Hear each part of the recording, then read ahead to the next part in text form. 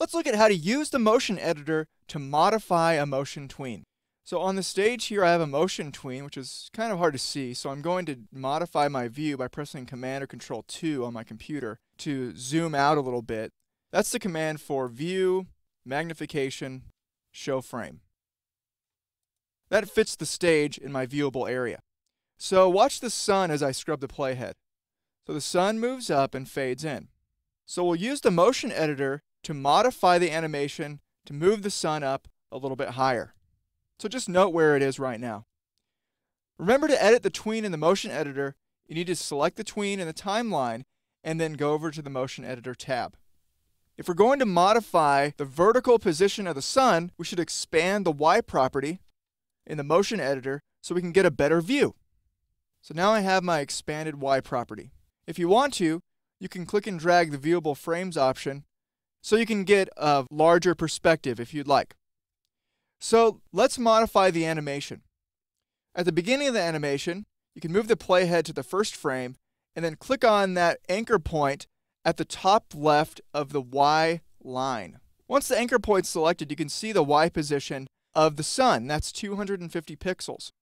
Remember that in Flash, the XY origin is at the top left, not at the bottom left like it is in math class. So a higher value means the object is further down. That's why you see a downward line for the Y position, because the value starts out higher and then goes lower as the sun moves upward. So let's go over to that last property keyframe and click on the end anchor point in the Y position line. Now we can see that the value is 147. One way to adjust this value is to just click and drag that property keyframe up. Notice as I drag, the sun moves up and down. Also notice that you can't just drag it up and down, but you can also drag it left and right.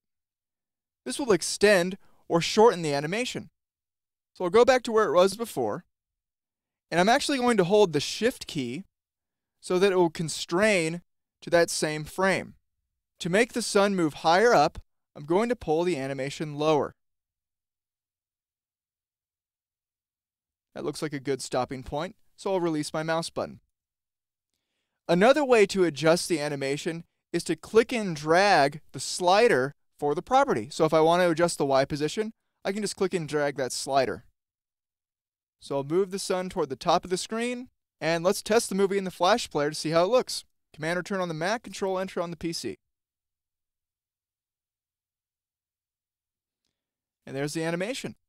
So using the motion editor, you have fine control over the motion tween because you can adjust property values individually.